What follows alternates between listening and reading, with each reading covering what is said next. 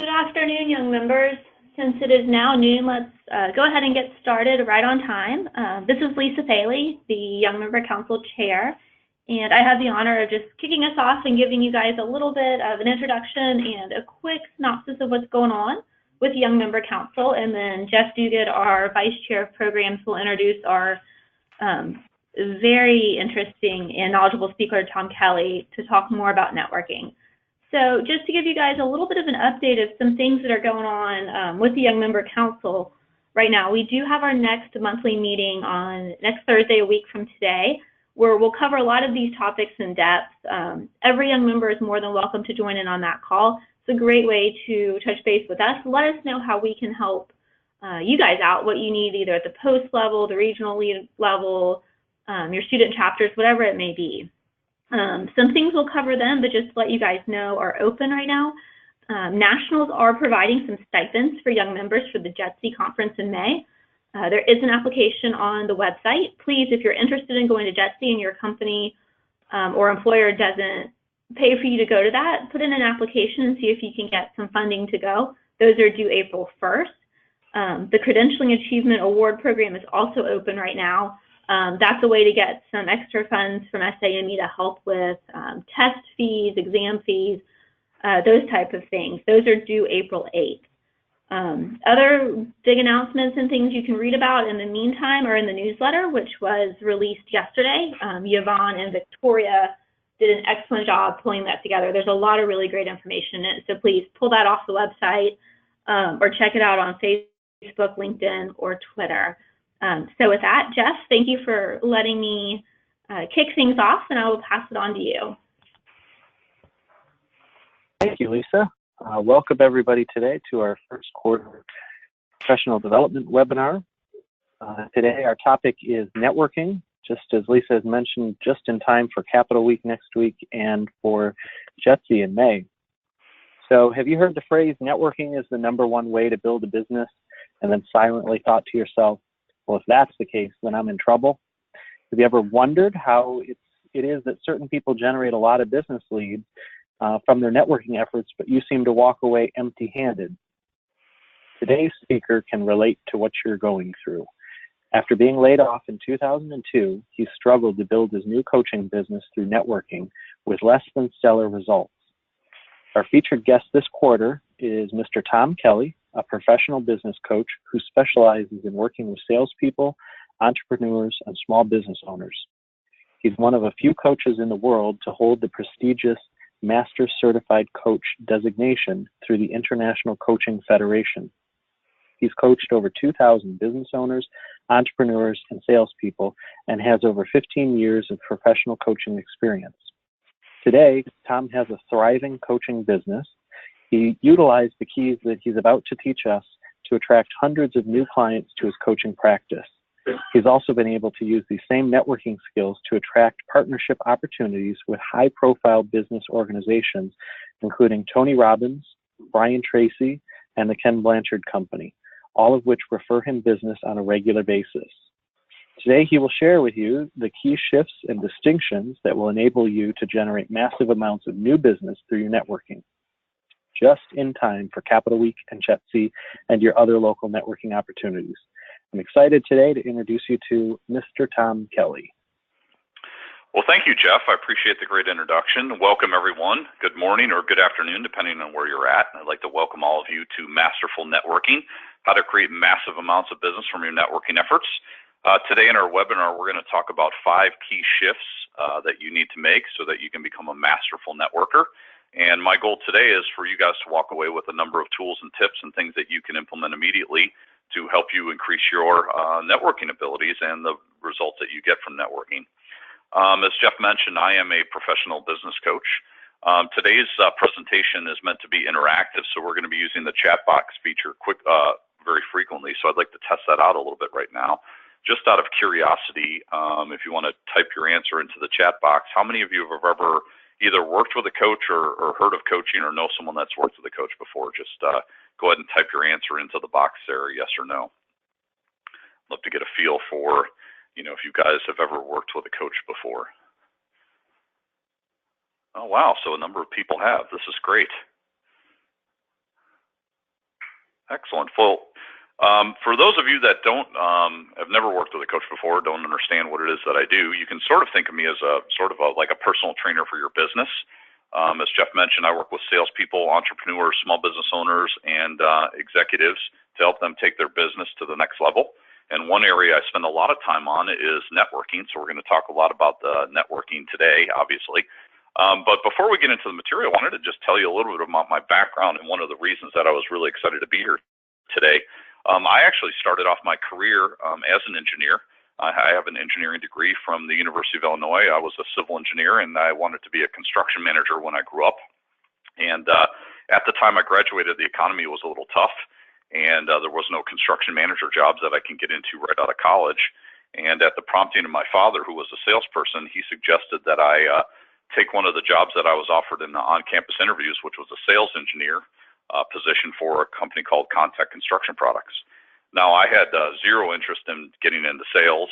My dream was to be a construction manager, but his idea was that I would be calling on networking with construction companies on a regular basis as a salesperson, and therefore I would be able to segue pretty easily into a construction management position. And a funny thing happened. I got in the job, and I actually loved it. And that started a 10-year career in sales and marketing that ended in 2002. Shortly after September 11th happened, I got laid off from my position, and ended up doing some soul searching and spending about 6 months determining what I wanted to do next, and I decided to become a business coach. And through some hard work and a little bit of luck and some networking skills and things like that we'll talk about today, I was able to build a successful business, and I've been doing it ever since. So I'm not here today to talk about coaching, but there will be an opportunity at the end of the presentation if you stick with the entire presentation today.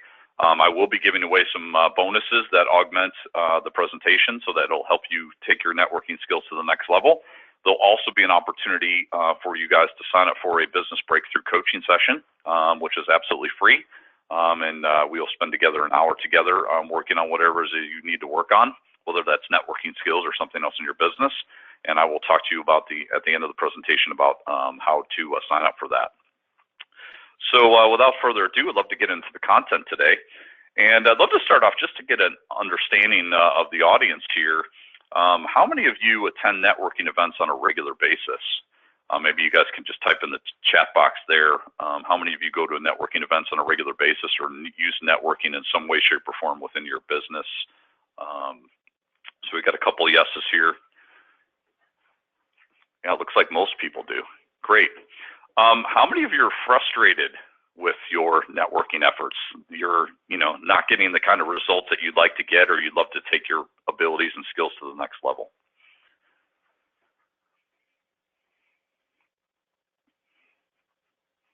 Yeah, so it looks like most of you are frustrated as well. And I know when I first started my business, I was frustrated as well. I would go to a lot of networking events and either come away empty-handed or run into a bunch of other people that wanted to sell me something.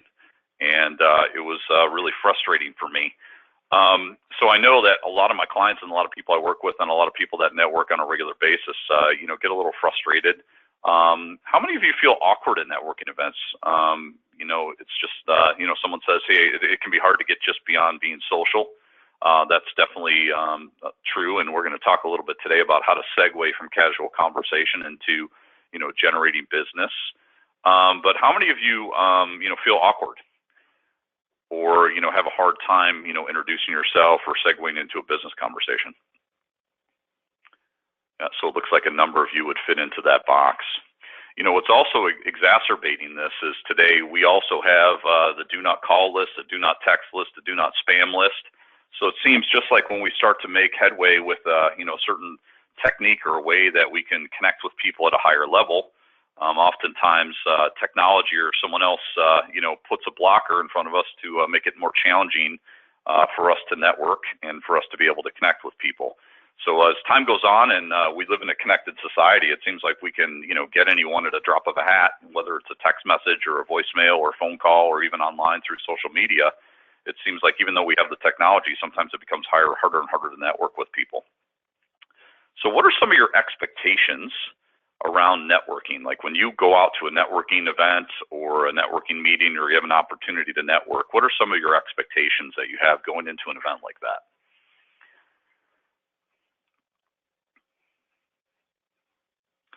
Someone typed in here, green hair makes it easy.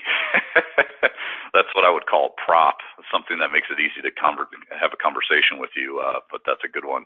But how many of you would like to share? Okay, yeah, meeting at least 3 new connections, that's a great goal. Making connections, getting business leads, generating possible new business or new clients. Absolutely, those are all things that we have as far as expectations go. Quick little story for you. I want you to all imagine for a second that you're single. And if you're married, perhaps you're wishing you were single. But I just want you to, for a moment here, if you're single, great. If you're not single, imagine you were single. And I want you to imagine that it's the weekend. Maybe it's Saturday night. Your friends and family are out of town and there's nothing really going on and you're a little bit bored. So you decide that you want to go out and you're looking for a date. So you hop in your car, put on your best suit or your best dress. You hop in the car, you drive a couple miles from your house, and you pull into a random subdivision. And when you get into that subdivision, you start driving around and you pick a house and you pull up in the driveway and you get out of the car and you walk up to the front door and you ring the doorbell. And when that person answers the door, you get down on your hands and knees and ask that person to marry you. How many of you would do that? Yeah, pretty creepy, right? That's not something that we really feel comfortable doing, right? But oftentimes, we have these lofty expectations when we go into, a networking event or a networking opportunity, right? I remember I had a client, one of my very first clients hired me to help him grow his business. And, he showed up after, a week of going out and networking and things like that saying, hey, you know what? I didn't get any business. I went to a couple networking events last week and I didn't get any business out of it. I was really frustrated. So the first tip I have for you here when it comes to networking is, number one, you've got to set the correct expectations for your networking. If you don't set the correct expectations, you're going to find that you're frustrated right out of the gate. So what should your expectations be? Well, Yankovic Consumer Research did a study in 2002 of consumer behaviors, and what they found was that consumers today encounter from between 3,500 to 5,000 marketing messages a day. And this is compared to between 500 and 2,000 marketing messages in the 70s. So that's anywhere from a 250% to a 700% increase. So what does that mean? It means no one's paying attention. We're extremely distracted. Everyone's trying to market to us. We've got all sorts of technologies that make it really easy to get in front of us. So all marketers are tapping into these things, really trying to get in front of us and get our attention and get us to buy or get us to take action. And so no one's really paying attention. So in this type of world, you have to be able to stand out. The other thing they found that was interesting in their study was that it takes 26 impressions to move a customer from complete apathy to ready to buy. So the point here is that when you're out networking and you're meeting people, that's the first impression, one of many impressions. Now, certainly, sometimes we get lucky and we happen to meet somebody that needs our product or service, and we happen to be in the right place at the right time. But for the most part, it's going to take a number of impressions to move them from apathy about your product or service to ready to buy. So the key here is this, is to have the thought process that networking is the first step of many that will generate business, not the only step. So a couple things that you want to do here, and someone mentioned this before, they mentioned that, one of their goals was to get, 3 contacts or something like that, during their networking. But you want to set a goal for what it is that you want to achieve. So, a couple thoughts for you. Number one, who do you want to meet would be a really good goal for yourself. Who are the types of people I want to meet, or who specifically would I want to meet? Who else would like to share? Who has some goals that they set for themselves when they go out and network, or, what could be some potential goals that you should set for yourself? Go ahead and type in the chat box what your thoughts are. What kind of goals should we have when we go into a networking event or a networking opportunity? Yeah, how many people do you want to make connections with? That's a great goal, right? So going into the meeting knowing, who you want to meet and how many people you want to connect with, what kind of impression do you want to make? What type of connections? That's really good as well. If you're going into a room of 100 or 500 or 1,000 people, really understanding what type of connections you want to meet and what kind of people are all great. So great answers there. A couple other things that you might want to think about when it comes to goals. How can you add value? Thinking about some ways to add value for people before you go into a networking opportunity. And remember, this is the first step of many. So you want to make sure that you're prepared and that you can be memorable. a couple other things that will help you. Number one, do your research. Make sure that, if you can, understand who's going to be at the event. Do a little research on those people. See if you can find some information about them that might be good connection points for you or some conversation starters. And you probably should think about, who do you want to meet and know 2 or 3 things about each of those people so that when you do meet them, you can start a conversation. So what kind of networker are you? I remember when one of the first networking events I went to, I had joined the Chamber of Commerce shortly after I started my business, and they were having a pretty large networking thing after work with 2 other chambers. So there's going to be like 500 or 600 people there. So when I went to the event, I got there and I was wearing my suit and tie, and I grabbed a drink and started some conversations with people. And I quickly found myself in a circle of people having a great conversation. And all of a sudden, I was talking, and I looked across the circle, and the guy across from me his eyes got really big, and he goes, "Oh no, here comes Steve." And I turned around to see who was walking towards us, and I see this guy from across the room aggressively walking towards the group. And when I turned back into the group, everyone had scattered and they were all gone. And I was like, oh my gosh, what's going on? And next thing you know, this guy, Steve, was right on top of me, talking to me, doing the really hard used car sales techniques. He was not going to let me go unless I bought something for him. How many of you have ever experienced that? Just type in the chat box, the annoying sales guy that just wants to sell you something, won't let you go. Yeah, absolutely. A bunch of you are like, yep, absolutely, right? So I want to have a little fun with this section. What other types of networkers do you guys run into? Type in the chat box. What are some of the types of people that you run into when you're networking that might be a little bit annoying or off-putting? Oh yeah, somebody that only talks small talks, or they're BSing you or whatever. Yeah, that's a good one. The ones who are always looking for better people to talk to, right? Like you're having a conversation with you, but they're looking for other people because you're not good enough. The never-ending storyteller. Yeah, Jeff, that's a good one. Someone that just keeps talking and talking and talking. Or we have the opposite, the quiet talker, the whisperer, right? The wallflower. I call that person the lurker. Someone who comes in and grabs a drink and just kind of presses themselves up against the wall and doesn't really say anything to anybody. They're just kind of looking around. Also the nice guy. I always run into these people. The name dropper, that's another one. A person that's always trying to one-up you with the, people they know or the connections they have. Well, those are all great, networkers that we run into on a regular basis, and some of them are kind of annoying, some of them are kind of funny. But how would you guys describe a masterful networker? What's the difference between some of those standard kind of networkers that we run into and someone that's masterful at networking? What would be some characteristics of somebody that's a master networker? Go ahead and type in the chat box.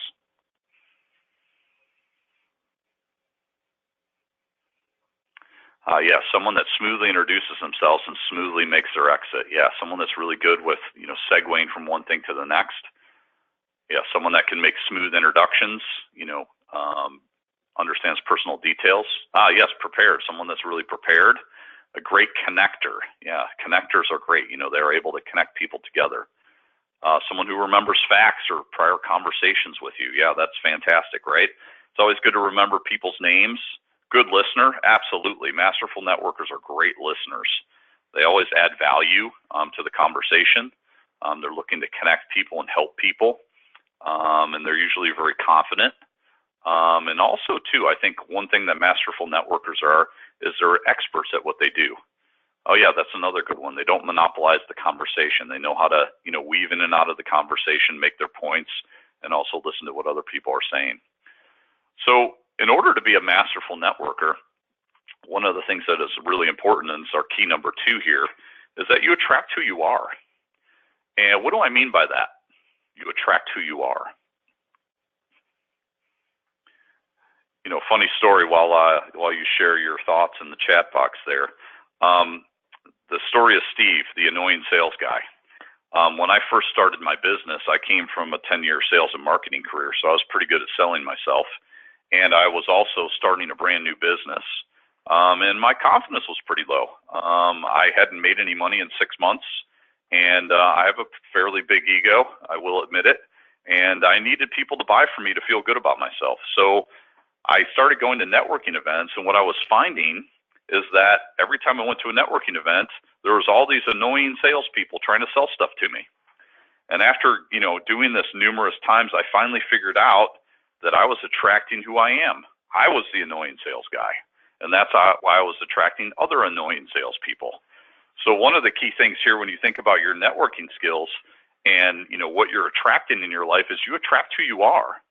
So if you're the annoying sales guy like I was, you're going to attract other annoying salespeople. If you're the nice guy or the nice lady that just kind of doesn't say anything and kind of sits in the corner, you're probably going to have that experience, and you're going to attract those types of people.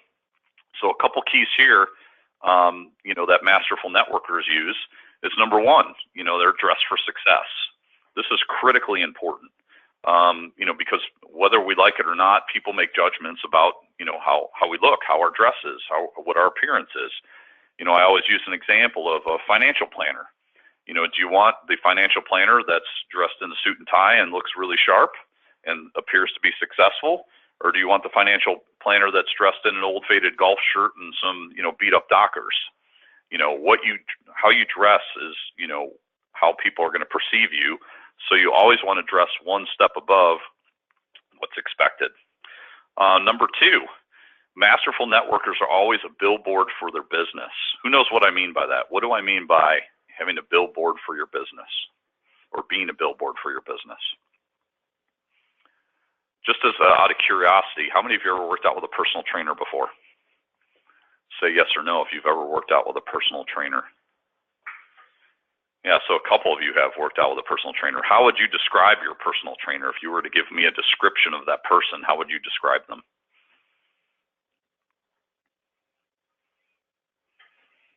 Yeah, they're what you want to look like, right? They're fit, they're in shape, they got six-pack abs, they're muscular, they've got lots of endurance. Most of the time they're attractive people, right? How many of you would work out with, or hire an out-of-shape, fat personal trainer? Yeah, probably not, right? So the key to being a billboard for your business is you want to be the person that they want to hire. So masterful networkers are experts. They know what they're doing. They add massive value for their clients, and they look the part. So you have to be a billboard for your business, because how you represent yourself, and when you're connecting with someone for the first time, they're going to pick up on that stuff. So if you're a personal trainer but you're out of shape, you're not going to get any business, and people are not going to want to connect with you. So it's really important that you're a billboard for your business. You're walking advertising for what you do, and you want to make sure that not only you in person appear a certain way, whatever that brand is that you want to convey to people, but also online as well. And this is really critical. You got to make sure that your online presence matches up with who you really are and the brand that you want to portray, because people are going to look online to learn more about you. Number three, be a connector. Masterful networkers are connectors. They know how to connect one person to the next. I always have a theory on this. Ivan Meisner, the founder of Business Networking International, talks about the concept of giver's gain. So, if you want to be able to, generate business for yourself and generate connections, you got to give to other people. And when you do, they want to give back to you. And finally, you want to be the best at what you do. If you want to generate referrals, and if you want to network and build your business, if you're an expert at what you do, it makes it so much more attractive and so much easier to connect with you. And also, it makes it easy for people to refer you business. People want to do business with an expert. So knowing more and more about less and less is really attractive to people. The other thing to think about is this. We just had the Olympics, and one of the things I find fascinating is, the difference between the gold and the silver. Usually the person that wins the gold medal is about 1/10 of a second faster than the person that wins the silver medal. But what do they get as a result? They get all the rewards. They get the Wheaties box, they get all the money, they get all the endorsements. What does second place get? Pretty much a silver medal. No one remembers who they are. They don't get the endorsements. They don't get any of the spoils or the winnings. And that's what it means to be the best at what you do. When you're the best, you get all the trappings, all the winnings, all the acknowledgement. So in your business, as you focus on that, and masterful networkers do this, they become experts. So just a quick tip for you guys. One of the things that I say as a coach and also as a salesperson is everything is done under a blanket of rapport. Without rapport, you cannot influence people.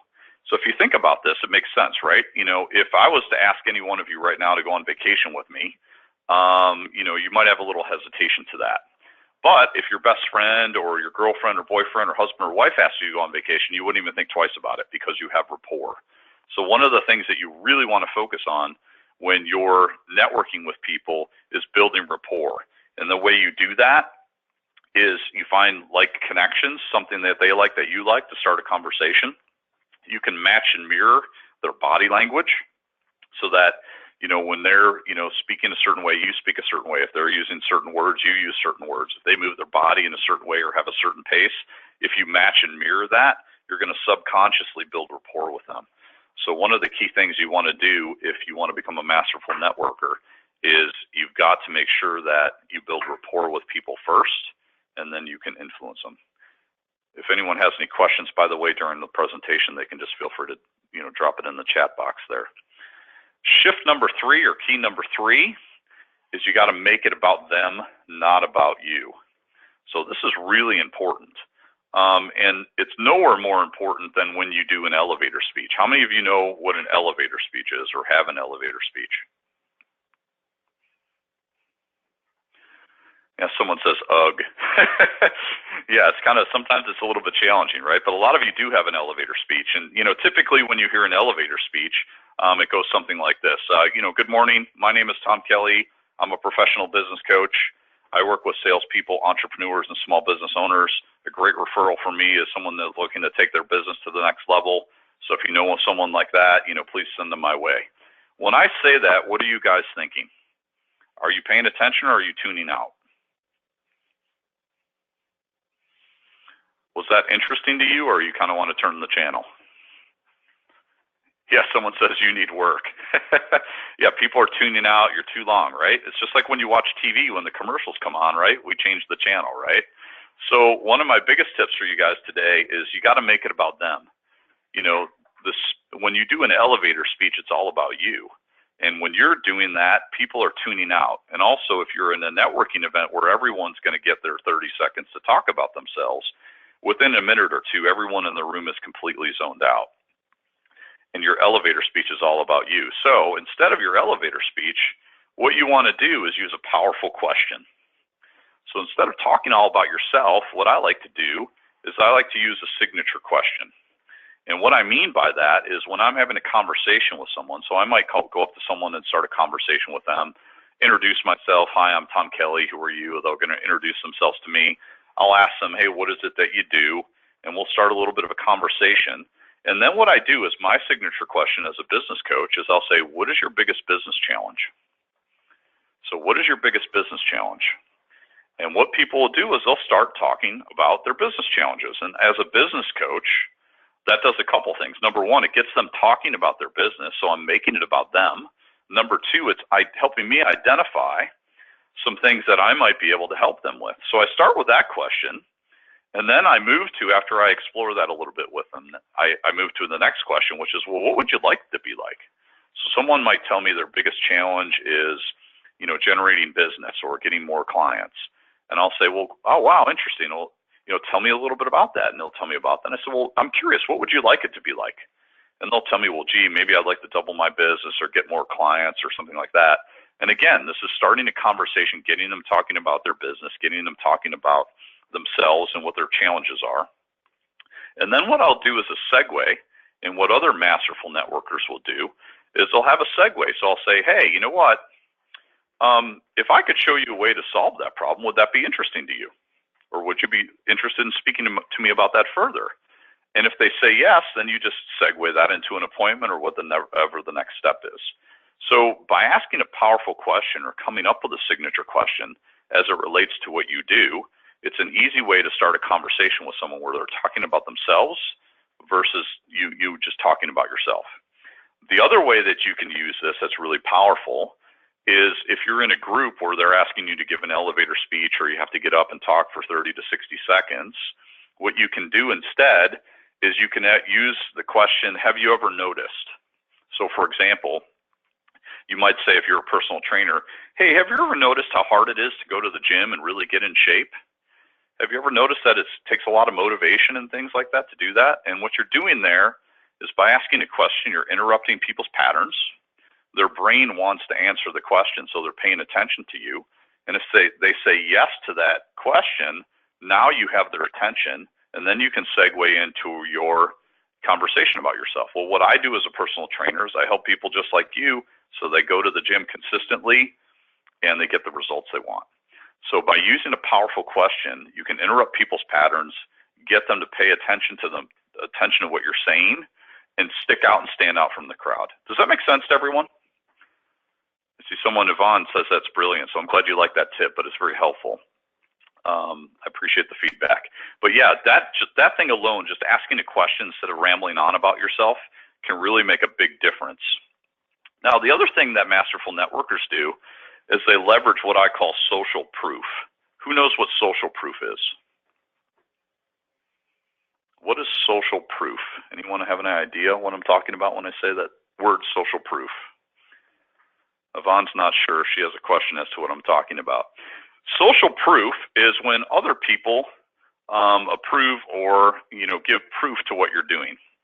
So for an example, let's say, let's go back to the dating analogy here, and imagine it's Saturday night, and you're out with your friends, and you happen to be a lady, and a guy walks into a bar by himself, and he walks into a bar and sits down and maybe orders a drink, and he's just sitting there kind of lonely looking, right? Well, that doesn't have a lot of social proof, right? You kind of look at the guy and going, wonder what he's doing here, right? Now, the next guy that walks in, he's got a smile on his face. He's got two gorgeous women, one on his left, one on his right. They're all smiling. They're laughing. They're having a good time. What are you thinking if you're the woman? All the women in the bar are looking at this guy going, wow, that guy's got it, man. He's got two beautiful women. He must be interesting. He must be funny. They're laughing. So he has social proof. So social proof is anything that gives you extra credibility outside of yourself. So a testimonial would be social proof. Facebook fans on your social media page. If you have 10,000 Facebook fans, people are going, wow, this person's got a big following. How many LinkedIn connections you have. If you go on someone's LinkedIn profile and they have a couple thousand, connections, you're going to think, wow, this person's, pretty good at what they do. Or, they have some pretty good networking skills. So a couple of ways you can leverage social proof when you're networking. Just out of curiosity, how many of you are a little intimidated or fearful when you go to a networking event? Maybe you have a little bit of apprehension about, how to go into the room and talk to people and, break the ice. Anyone fall into that category? Yeah, a bunch of you, right? Yeah, we all do at some point in time. Well, one way you could leverage social proof and also overcome your fears is my tip to do the first thing you do when you walk in a room. The first thing that masterful networkers do when they walk into a room is they go up to the first person they see, they introduce themselves, and they shake that person's hand. This does two things. Number one, it helps you overcome your fear. It's sort of like ripping the Band-Aid off your skin right away. You get it over and out of your system, and you're like, okay, that wasn't so hard. And number two, it leverages social proof. Right away, when you go into a group of people or you go up to someone when you walk in the room, everyone's watching you, and they see you immediately start to talk to somebody. It gives them this idea that, wow, this person's connected. They know what they're talking about. They're a good networker, so that's really attractive. Another way you can leverage social proof, and this one I kind of learned by accident. There's a little backstory here. I was with a client one morning, and we both belonged to the same Chamber of Commerce. And there was an after hours after work. And he said, hey, Tom, are you going to the networking thing after work? And I said, yeah, Tony, I'm going to be there. He goes, good, so am I. I'll see you there. So later that day, went to the networking thing, and I happened to be talking to three guys, and they were asking me what I do as a business coach. And just about then, my client, Tony, walked in, and he walked right up to the group, and he said, hey, what are you guys talking about? And I said, one of the guys said, well, Tom was just telling us about his coaching business. And my client, Tony, said, well, let me tell you about Tom's coaching business. He goes, I've been working with Tom for 6 months, and I've doubled my business. And all of a sudden, these guys got really interested, and they're like, really? How did you do that? So he started talking about all the great stuff that we'd been working on. And by the time he was done, I had 3 referrals right in my hand. All these 3 guys wanted to talk to me. So a great way to, leverage social proof and also help you overcome your fears when networking is bring a client with you. And therefore you have a walking testimonial. The other thing that you can do is bring a wing woman or a wing man. So if you know somebody else that's going to the event, or you can bring a friend with you, then you can have another person, and what you can do is play off each other. They promote you, you promote them. You can support each other, help introduce each other to other people, and help you work the room. So these are some ways that you can use social proof, to overcome some of these things and become a masterful networker. The other thing, again, some other forms of social proof that you can leverage. Testimonials on your website, that's a form of social proof. Facebook fans, if you have a social media page like Instagram or Facebook, obviously the more fans you have, the more popular you are, the more people are going to think that you have influence. And then LinkedIn connections is a huge one. Just out of curiosity, by the way, how many of you guys use LinkedIn on a regular basis? Yep, so LinkedIn is a fantastic way to keep in touch with people in the network. And you want to make sure that if you aren't using that tool that you are, and if you are using it, that you're using it to the maximum capacity you can. The next thing you want to do here is when you network, and masterful networkers are great at this, is you want to set people up for the follow-up. So when you have casual conversation with someone, that's great. If you can introduce yourself and build rapport with that person, that's fantastic. But if you walk away and you haven't made a connection and you haven't invited them to the next step, then you're not going to be successful. It's just going to be a lot of time wasted meeting people. So masterful networkers are able to segue from casual conversation into the next step. A couple ways you can do this. One of the things that I do as a business coach is I offer a complimentary coaching session. So I can invite them to a complimentary coaching session. Financial planners can invite someone to a financial review, but if you have someone to invite them to at the next step, it's very easy to segue from one thing to the next. A couple other tips that'll help you here. One of the things that I love is I call it my always have something to invite people to strategy. And I do a lot of speaking and webinars and things like that. So one of the things that I do when I network is I will bring a colored invite, an 8.5 by 11 sheet of paper in some kind of cool color, green, blue, purple, pink, and I will have an invitation on that to whatever my next speaking event is. So when I go into a room and I start talking to people, I just simply invite them to come to my speaking event. I said, hey, I'm having a speaking event next week on networking, would love to have you as a guest. Here's a free invitation. And as I hand those things out to people, what happens is everyone in the room now has this piece of paper, this colored piece of paper, and people start asking about it. Like, hey, what is that? And it's like, oh, that guy over there gave me the invitation to his speech next week. You should go talk to him. So it's another way to connect with people and have an invite for them to follow up and go to the next step. Remember, again, 26 impressions from complete apathy to ready to buy. So you want to make sure that you're connecting with people and inviting them to take the next step. That's really important. The other thing, too, that's important here, too, when you network is you want to make sure that not only are you looking for people that can use your products or services, but also potential power partners. And what I mean by a power partner is somebody that calls on the same customer base that you do, but is not a competitor of yours. And Jeff mentioned in the introduction when he introduced me that I have partnerships with Tony Robbins and Brian Tracy and the Ken Blanchard Company. All those came through networking. But what's great about those, relationships and those power partners is they send me business on a regular basis. And they send me business because I complement their business. They do training and other things, and they're looking for coaches to help them coach. So it's a really good power partnership where we can, share referrals and business back and forth. So masterful networkers are not only looking for connections for themselves, but also, hey, how can I help somebody else build their business, and how can I generate referrals? Does that make sense to everyone?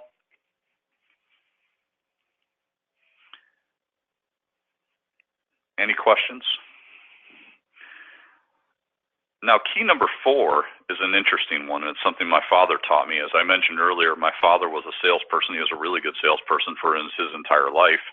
And one of the things he taught me when I first took that sales job as a sales engineer is that it's all about the follow-up. In fact, he told me, he goes, Tom, if you're going to make a sales call or you're going to go out networking or whatever and you don't follow up, it's a complete waste of time, so don't even do it. So number 4, the key number 4 is masterful networkers realize that it's all about the follow-up. So without follow-up, networking is a waste of time, and you need to make sure that you follow up with people. So what are some ways that you could follow up with someone? You've gone to a networking event, you've met some people, you've collected some business cards. How can you follow up with them in a productive way to make that connection and keep that connection going forward?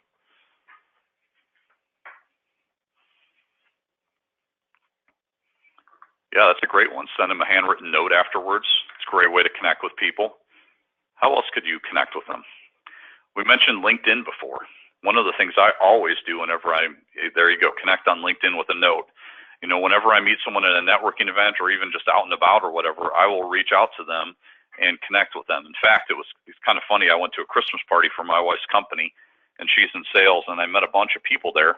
And afterwards, I sent them a note on LinkedIn and connect with them all. And it was funny because she went to connect with her senior level VP the other day on LinkedIn, and she's like, "Hey, how are you connected to this person already?" And I kind of smiled and laughed, and because I had followed up with them right after the Christmas party. So, you know, masterful networkers know how to follow up. Yep, you can send an email, LinkedIn with a note, handwritten note. But really, in your follow-up, there's two key goals that you have, and all masterful networkers are thinking about this. Goal number one is conversion. You want to segue them somehow into your sales system. So normally, like what I'll do is I'll invite them to a complimentary coaching session, which is my intake process, and they can go right in and I can convert them into a client that way. Goal number two is that you want to plug them into your marketing system. So what I mean by that is if most of the time, remember, it takes 26 impressions to move someone from apathy to ready to buy. So if I meet them in a networking event, and then that's, you know, connection number one. Impression number two is I follow up and connect with them on LinkedIn or send them a handwritten note or something like that, but I still have 24 connections to make with them. So if I don't make those impressions, you know, by myself, which is very hard, I need to plug them into some kind of marketing system, and that's really important. So you want to make sure that, you know, if you can convert them right away, that's great, but ultimately probably 95% of the people that you meet, you're going to want to put into your marketing system. And you're always going to want to add massive value. Quick question for you guys. How many of you get like email newsletters or information from a company or whatever, and after a while there's no more value there and it just drives you crazy? You're getting all these emails all the time, right? And it's just kind of annoying. You want to make sure that you don't become part of the noise.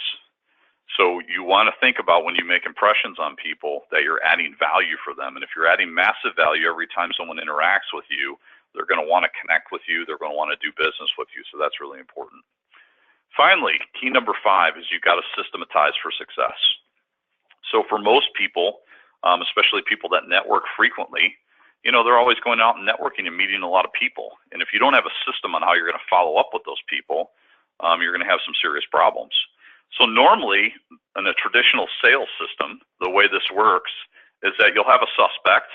Maybe you go into a networking event and you do some networking, and then that person, you segue them into your sales system. Maybe you do a complimentary coaching session or a financial review, or you give them a free training session if you're a personal trainer, or whatever that is that, you know, is that intake process you take your clients through. And then you get a new client, perhaps. But let's say your close ratio is 20%. If you meet with 10 people, only 2 people are going to become clients. And then what happens?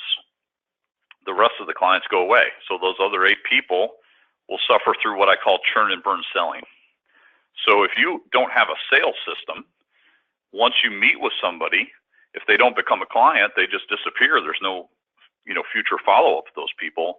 You're losing 40 to 60% of your sales opportunities. By the way, this is how a lot of businesses work. You know, they go out, they network, they find a potential client, they call that person, they get them into some kind of an intake thing. They either sign them up as a client. If they don't, they churn through it and they go to the next person. They're always looking to, you know, make more connections.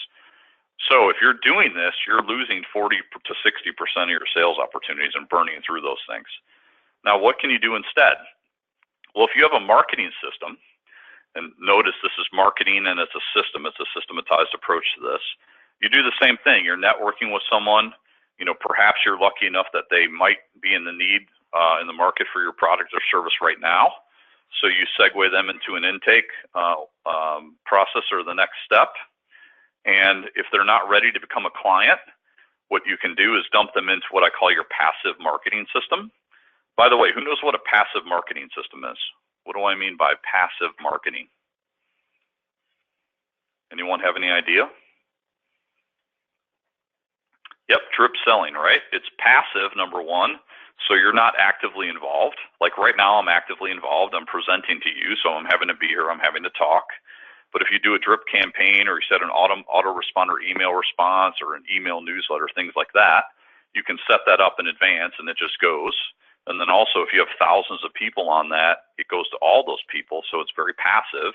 And then what happens is, as you go through that process, like an email newsletter, for example, if you have one that comes out monthly, over the course of a year, you have 12 impressions. So now you've met this person, you've had a conversation with them, you've connected with them on LinkedIn, you've gotten them to sign up for your email newsletter. Now they're getting connections from you every month automatically, and eventually they become a new client. So instead of churning and burning through those connections, you have a systematized approach to add value and to keep in touch with them. Some other things that you can do from a marketing perspective, from a passive way, get them to sign up on your social media. If you have a Facebook fan page for your business, if you have a LinkedIn account, you can post articles and get involved in discussion groups and stay connected to all the people you've networked with, which is a great way to do it. You can have automated a card system, like send out cards, send automated cards out to them. You can use programs like Constant Contact or Aweber to send email newsletters. These are all different ways that you can build a passive marketing system. The key is if you want to become a masterful networker, you have to have a way to passively market to people. And hopefully that makes sense. So finally, some key takeaways. The 5 things you need to do if you want to become a masterful networker. Number 1, you've got to set the correct expectations. Remember, it takes 26 impressions to move someone from complete apathy to ready to buy, and people are getting bombarded by marketing messages on a daily basis, 3,000 to 5,000 a day. So you've got to stand out, and you've got to make sure that you have the correct expectation and realize that networking is the first step in the process, the first step of many. Number 2, you attract who you are. So if you're like me, when I first started, I was the annoying sales guy. I was attracting all sorts of other annoying salespeople.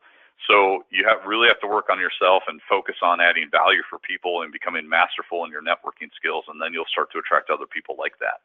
Number 3, make it about them. Get rid of your elevator speech. It's boring. It's just like everyone else. It's not going to get you discovered or noticed. If you ask a question and have a powerful signature question, it starts a great conversation. And if you're in a group, you can use that technique of, hey, have you ever noticed? And that will get people's attention and get them to pay attention to you and listen to your message. Number 4, it's all about the follow-up. If you're not going to follow up, it's a waste of time to network. So you got to make sure that you have a good follow-up system.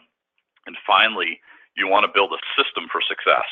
You have to systematize your networking and build a passive marketing system so that you can generate the results you want long-term.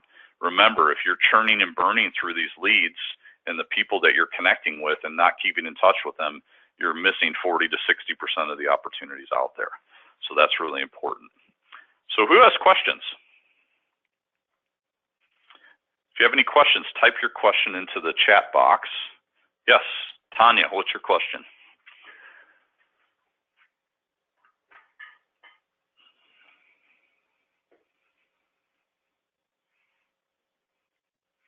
Feel free, anyone else, as Tanya types in her question, if anyone else has questions. So Tanya's question is, what is your take on email versus phone call follow-ups? Well, that's a great question, right?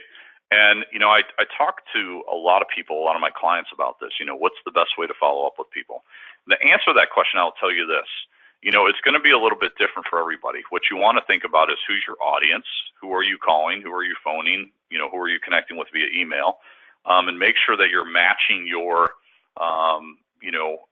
methodology with how the person's going to interact with that. I'll give you a great example. When I was in corporate America, I was running a sales team, and one of the people in the building said, "Hey, Tom, your salespeople never respond to me." And I said, "Well, why is that?" And she goes, "What do you mean?" And she says, "Well, I email them and I never hear anything back." And I kind of chuckled and I said, "Well, who do you want to talk to?" And she's like, "Well, I want to talk to Jeff." And so I grabbed my phone and dialed the number, and Jeff picked up after one ring. And after she talked to him on the phone, I said, "I want you to remind you of something. What do salespeople do all day?" And she said, "Well, they sell." And I said, "Yeah, so what are they not doing?" She's like, "Email." And I said, "Exactly. My salespeople answer emails on Saturdays, usually once a week. That's not why they're not responding." So you want to make sure that you're using, email and phone according to the person that you're trying to get in touch with. Also, what I like to do, Tanya, is if I follow up with a phone call, I'll also tell them, if I leave them a message like they don't pick up, I'll say, "Hey, I'll also reach out via email in case that's a better way to get in touch with you, and then I will drop them an email as well. So you can use both of those things if one's not working. Hopefully that makes sense. Todd was looking for some more examples of power questions. So Todd, if you can be more specific about that, what exactly are you looking for with respect to that? And then Yvonne, I'll answer Yvonne's question here while we wait for that. Tips on coming off as genuine and not just faking it to get a lead. Well, you know what? I think the number one tip there is actually be genuine. You know, if you come to the table and you really have the thought process that, hey, givers gain, and I'm here to add value for people, and you really, really do believe that, then you won't be faking it. You'll actually be adding value for people, and in the process, people will be able to tell that you're genuine. And if you approach networking that way, that, hey, I'm here to add value for people, here to be a connector and connect people to help them, exactly, givers gain. So if you're giving to other people, that's going to come back to you tenfold. So that's really important. Let's see here. What are your views on Facebook for business? I've heard many people use it for the personal lives and do not want to use it for business, yet we often hear advice to use Facebook. Yep, so a couple things on Facebook. You know, Facebook is a great place actually to connect with people simply because it's very social. Typically what I do, and just my thought process on Facebook, is that I have a Facebook page with my personal stuff on there, and then I also have a fan page for my business where I can interact with people from a business perspective. So what I do, and this is just my philosophy on it, is I'll connect with people on my Facebook fan page by inviting them to be a fan of mine, and then I can interact and push out material to them and you know, converse with them that way. If they're a personal friend, that's great. You know, I can add them to my personal group, but I try to separate those two things. Also, I like to leverage LinkedIn a lot. Getting involved in groups on LinkedIn and conversations on LinkedIn is very, very powerful as well, especially if you're more into the business. It's more going to be, you know, helpful from a business perspective. Todd said, well, you gave us one example when you start the networking process at a function. Do you have any other examples you can use to get people to start talking about themselves or their businesses? Yeah, absolutely. Todd, I think it's just about asking great questions, right? So what I normally do when I meet someone else, I'll just introduce myself. I won't talk about myself. I'll say, hi, I'm Tom Kelly. How are you? And they'll tell me their name, and I'll ask them, you know, what do you do? I'll ask them what their biggest challenges are.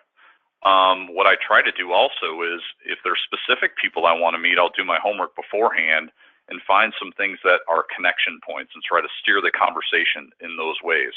For example, there's one woman that called me up for a presentation one time, and before I called her back, I looked her up on the internet and found a video of her singing the national anthem at Wrigley Field. And so as I did some more research on Facebook and LinkedIn, I noticed that obviously she's a big Cubs fan. She had a dog named Wrigley, so I knew that that was a big topic for her. So when I called her on the phone, I asked her and steered the conversation to baseball and asked her who her favorite team was. And of course she said the Cubs, and I said, great. And then the conversation naturally led to her story of singing the national anthem at Wrigley Field. So we were able to connect and build rapport. So I'm always looking for, you know, things that I might have in common with the person. Also, someone mentioned before earlier in the presentation that they had green hair. One of the things that you can do to make it easy to network is bring what I call prop with you. I mentioned one before. You know, colored paper with an invitation to your next event or whatever was what I would call prop. Green hair is a prop. It's something interesting or unique that you have, or something about you that people can connect with. There's like, hey, what's with the green hair? What's with the, you know, invitation you have? You know, so if there's something that's unique or interesting about something, you can compliment someone on that and also ask them some questions on that. So hopefully that makes sense. Oh, Yvonne is the green lady. Thanks, Jeff. Is there any more questions that you guys have before we wrap up here and I tell you about how to get your bonuses and that sort of thing? Okay, great. So I'm going to segue here into the business breakthrough coaching session. So Jeff has a list of everyone that's in attendance today. So I'm going to email you guys some free bonuses that will augment the presentation here and help you with your networking skills in that. Also, I invite each of you, if you want to sign up for a business breakthrough coaching session.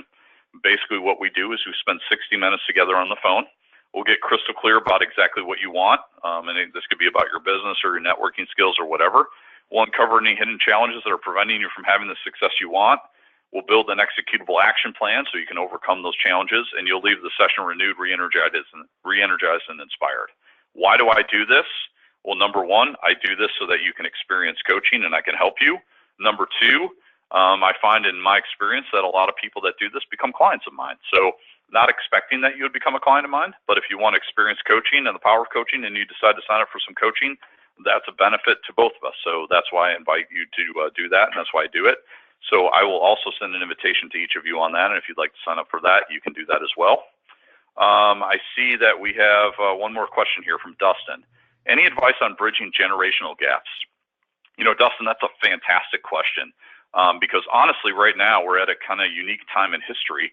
We have 5 generations in the workplace, and each of those generations is about equally spaced, about 20% of the workplace is each of those 5 generations.